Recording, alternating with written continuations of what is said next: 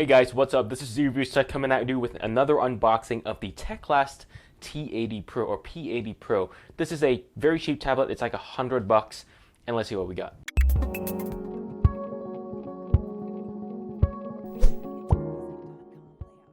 So opening up the box, it's a pretty simple box, and here we have the tablet itself. I'm gonna take that out and actually put that aside for now. Look at what else we have inside the box itself. And here we have a warranty with rules, which is a little bit weird. We also have a USB cable. Is that a USB-C? No, that is a micro USB cable. And finally here we have a Teclast T-pad user manual. That is multi-language, so very impressive, but it's going to be useless also. And finally we have a useful reminder, but this is from GearBest and not from Teclast. And we also have a cool little silicone packet that you should not eat. All right, let's put all this aside and look at the tablet itself. All right, so this is the Teclast P80 Pro tablet itself. It comes completely wrapped in plastic, so we got to take some plastic off before we look at the tablet itself. All right, this is the tablet itself, the Teclast P80 Pro. The body is, it's metal in the middle, and then you got your two top and bottoms, which here are plastic. They don't feel super good, the plastic. The metal feels like pretty average metal, nothing too like super premium, but it is still a metal tablet, so that's good. And if you can see here, let me angle a little bit. Here you can see that there is the P80 Pro logo. You've got your Teclast T-pad logo also, and then you have your Teclast logo up top, your camera module, and then a couple of icons that I will show you what they are. So there's actually a fair amount of connectivity in this tablet because you have your micro USB cable. Here you have your 3.5mm headphone jack, and you also have a mini HDMI port here, which is fairly rare on 8-inch tablets. You don't really see them a lot.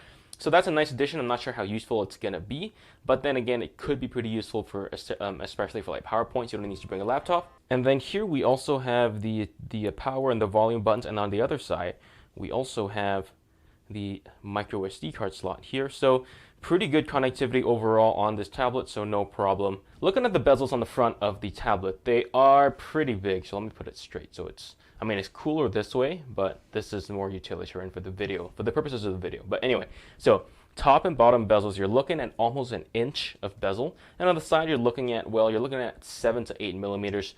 They are pretty thick for, okay, so they're pretty thick, but they're not insanely thick. So it doesn't look like an amazing looking tablet, but it also doesn't look super old either. So I think the bezels are acceptable, but that's about it. So let's turn the tablet on and see what we got. All right, so I've just started the tablet up and signed into my Google account. Here we have Android 7.0, and I have to say that even though the specifications of this tablet are actually not bad, the user experience so far is not the smoothest. It's smooth enough, but it's not like silky smooth.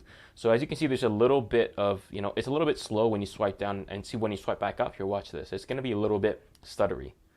See that? So it's a little bit, it's not too good. But the biggest issue I have right now that I see, at least, is the touch sensitivity. It's actually not too bad, like single finger touches, whatever, it's fine. But it's the multi-finger touch is actually pretty bad. Here, let me show you what I mean. So I'm gonna start typing something here. YouTube. Oh, it's fine now. It was horrible before, where if you type too fast, it would just miss letters, but I don't know what happened, but it's okay now. So I guess we can move on. So let's take a look at the display on this tablet. All right, so the display here is actually decent. So here we have a 1920 by 1200 resolution on the screen, and it's an LCD display, but I'm surprised by actually how decent it looks. Resolution's good. You just look in the middle of the rows here. You can see that it actually looks pretty crisp. The colors are fairly true to life.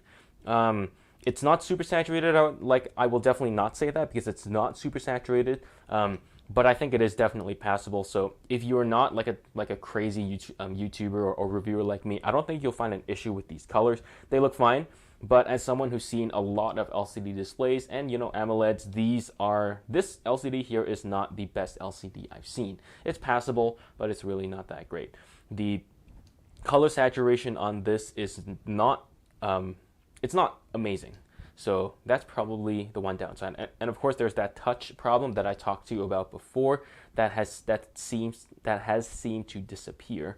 But yeah, so we'll talk more about this later in the full review, but in the meantime, let's move on to the audio.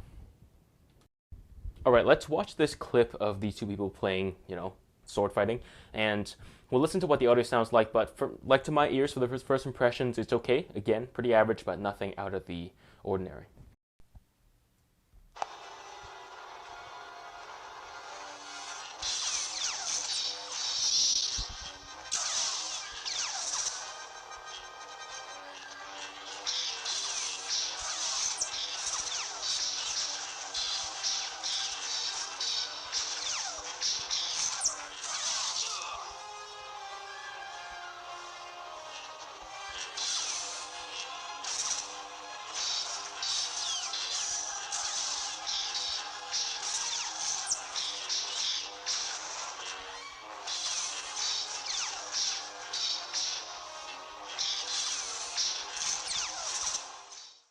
Alright, so that was a little overview of the Teclast P80 Pro. This is, of course, a new tablet from Teclast, and I will have a full review of this tablet as soon as I can. But in the meantime, be sure to hit like and subscribe, hit that little notification bell to make sure you're notified of any of the latest videos that come up. Thank you so much for watching, and I'll see you guys in the next one.